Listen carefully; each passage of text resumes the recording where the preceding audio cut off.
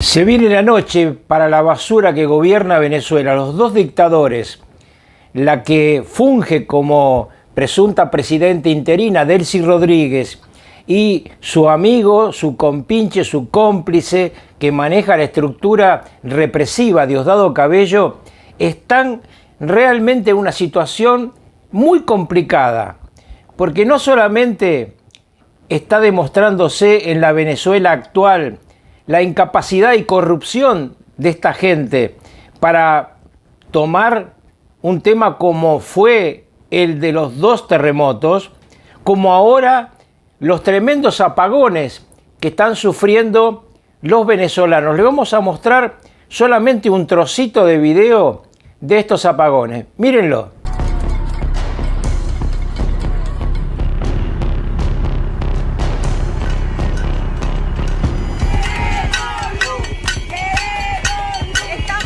La comunidad, unidos y organizados, porque queremos luz.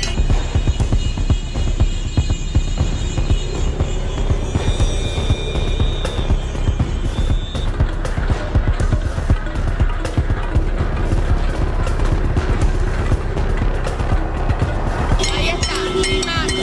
Sí, señores, tenemos doblete de falta de luz. No puede ser. Inhumano. Como ustedes ven, se trata realmente de la culminación de una serie de torpezas, incapacidades y corrupción de casi 2 décadas de dictadura bolivariana, de la dictadura narcosocialista que aún está en el poder en Venezuela. ¿Y por qué digo que a estos sinvergüenzas se le viene la noche? Porque ya no es solamente el pueblo que protesta, el pueblo que pide por un cambio urgente. Ahora son las empresas petroleras norteamericanas que empiezan a darse cuenta que no se puede trabajar con esta gente, que su corrupción es rampante y que en consecuencia, si al comienzo de la deportación forzada de Maduro a cumplir una pena de prisión que será seguramente perpetua en un tribunal norteamericano gracias a la acción en ese momento de Donald Trump, ahora, aunque ellos le chupen las medias a Donald Trump, la incapacidad de ellos los vende. ¿Por qué? Porque si ven este cuadro que ahora les vamos a mostrar, en este cuadro se nota claramente que subió la producción y exportación, pero que se ha caído en el último tiempo. ¿Por qué? Porque no pueden dejar de robar. Es más fuerte que ellos y en consecuencia están robándole también a los empresarios norteamericanos que ahora se quejan en Washington, se quejan al estilo de un empresario de altísimo poder. Se quejan pidiendo por abajo de la mesa que echen al secretario de Energía de Estados Unidos, que cambien el representante norteamericano encargado de negocios en Venezuela, y ahora aparecieron hoy, y esto es muy importante que se entienda la concatenación de estos hechos, un grupo de senadores de ambas fuerzas políticas que están pidiendo claramente que esto termine, que haya un cambio. Evidentemente lo pueden hacer por su vocación democrática. Mi sospecha es que no ha tenido poco que ver que las empresas petroleras norteamericanas sean burladas por estos delincuentes que todavía están al frente de Venezuela. Escuchen ustedes, porque les voy a leer el comunicado de este grupo bipartidario, es decir, republicanos y demócratas, en pleno proceso electoral, republicanos y demócratas, poniéndose de acuerdo en pedir que el drama venezolano cambie. Reafirma la política de Estados Unidos de apoyar una transición democrática pacífica en Venezuela mediante elecciones libres y justas. Insta a que las autoridades interinas de la República Bolivariana de Venezuela adopten medidas inmediatas para restablecer la gobernanza democrática mediante elecciones presidenciales libres, justas y transparentes. Solicita la liberación inmediata e incondicional de todos los presos políticos en la República Bolivariana de Venezuela, incluidos aquellos detenidos en relación con las elecciones de julio de 2024 y declara que cualquier detención arbitraria, condena, agresión, desaparición forzada, muerte u otro daño grave sufrido por cualquier persona que busque ocupar un cargo público, incluida María Corina Machado, tendría como consecuencia socavar gravemente la libertad o la imparcialidad de futuras elecciones. Como ven, una decisión clarísima del poder político en Washington, no solamente del que está ahora, del que va a seguir después de las elecciones del 3 de noviembre. Por eso decía que a los dos dictadores, a la usurpadora principal y a su cómplice Diosdado Cabello, se les vino la noche. La noche que, como dije al comienzo, ellos mismos le tiran encima a su pueblo, dejándolo sin luz, como lo dejaron sin auxilio durante el terremoto. Esperemos que pronto estas basuras terminen donde tienen que estar, al lado de Nicolás Maduro.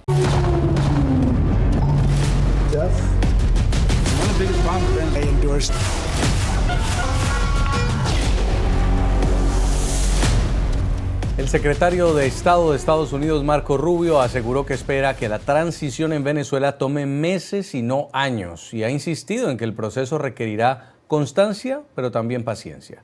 Además, Marco Rubio agradeció formalmente al presidente de Paraguay, Santiago Peña, quien estaba a su lado, por el firme respaldo que ha dado su gobierno al plan de reconstrucción y transición democrática para Venezuela. Escuchemos las declaraciones.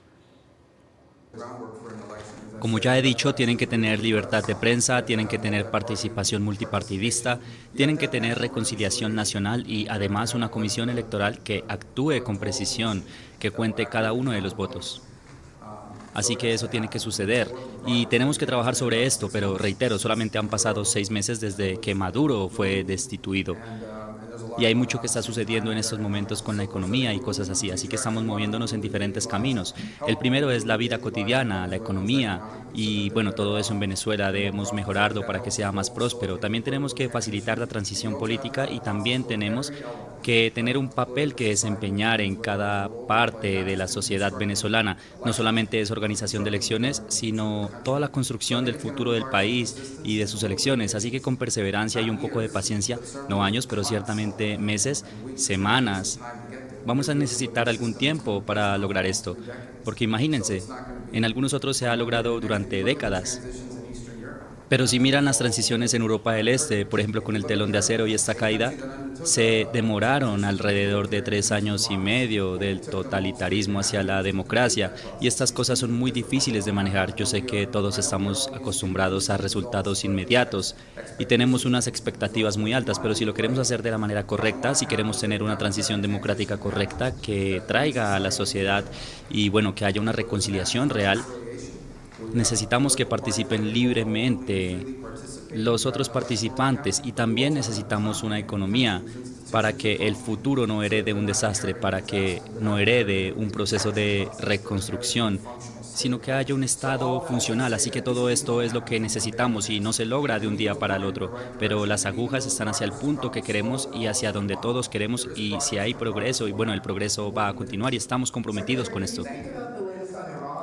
Saludamos a esta hora a Antonio de la Cruz, es analista político, presidente de Inter-American Trends. Comienza la semana con nosotros. Bienvenido, Antonio, un gusto tenerte aquí en el programa La Tarde.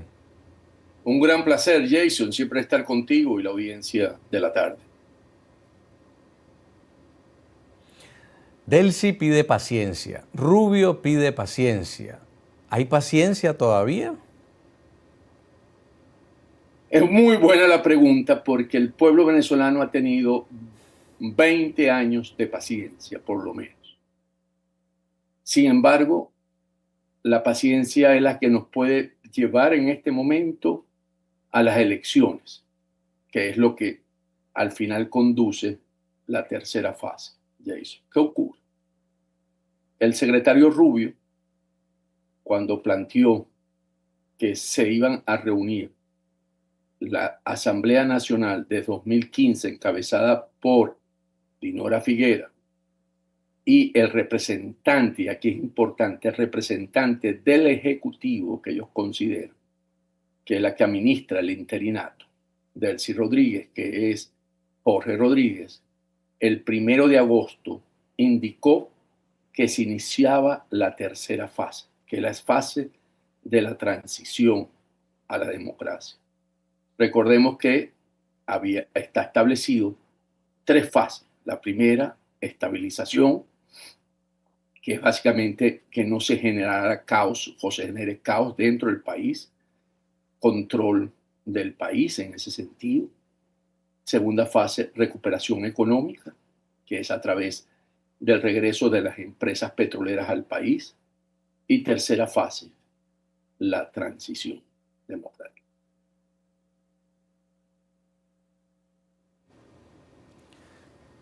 Uno pudiera pensar, Antonio, que la paciencia es necesaria, que lo que dice Rubio está bien, hay que entender que no es una cuestión mágica, que será de meses y no de años, como lo está diciendo, esperemos, pero lo que sí no está permitido en esto es la desorganización o el desorden. Y pareciera que hay un desorden porque cuando vemos que Dinora Figuera dice que los diálogos o las conversaciones empiezan el 1 de agosto, pero lo único que ocurre el 1 de agosto es una conversación telefónica, salen 2 escuetos comunicados diciendo que se van a reunir de forma presencial la próxima semana. Estamos a martes 6 y 27 de la tarde en la costa este de Estados Unidos y todavía no se sabe qué día de la próxima semana es esta semana. Dinora Figuera sigue en España, los representantes de la mesa no se han visto la cara. Aquí pareciera que hay más improvisación que otra cosa. Fíjate, es interesante nuevamente la pregunta. ¿Qué tenemos? ¿Okay? ¿Cómo ha conducido la administración Trump este proceso? La fase 1 y la fase 2 ha sido conducido con un rol primordial por parte del interinato, que representa, en términos de poderes, hay que empezar a ver esto como un proceso de los poderes, del poder ejecutivo. ¿Por qué maneja Delcy la fase 1? Porque le controla el Ministerio de la Defensa y el Ministerio del Interior, que son los que aseguran, ¿verdad?, la estabilidad dentro del país. Ella es la que le toca como ejecutivo, como representante, ¿verdad?, de esa función. La fase 2 también la maneja Delcy, porque los contratos petroleros se firman con el ejecutivo.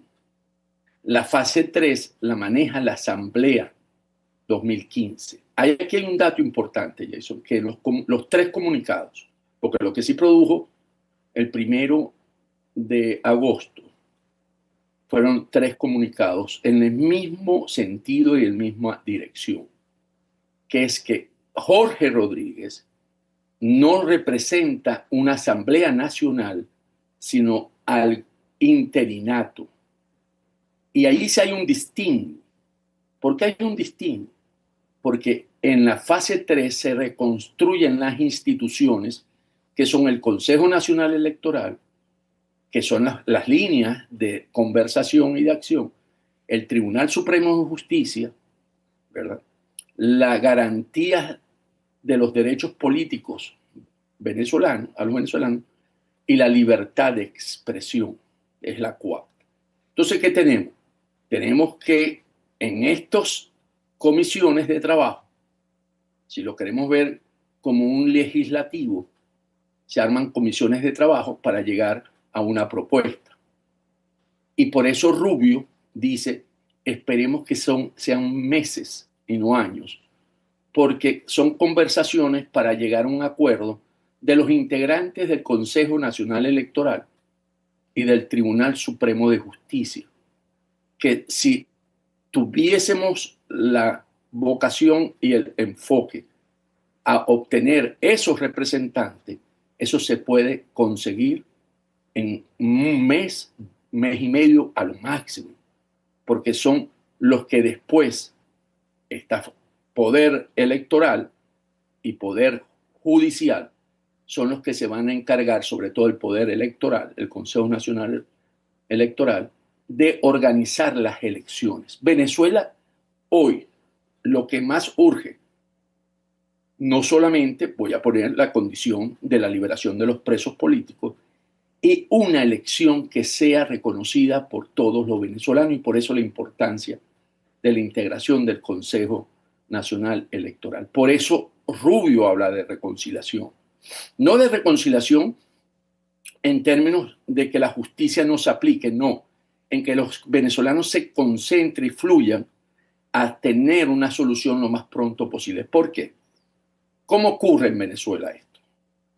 Bueno, los sectores que hoy están a la expectativa de lo que va a ocurrir empiezan a generar de que no se van a, es un diálogo más, y esto no es un diálogo más, esto es generar una propuesta concreta. Rubio le dio inicio en agosto primero y termina en diciembre de este mismo año para tener estos poderes constituidos.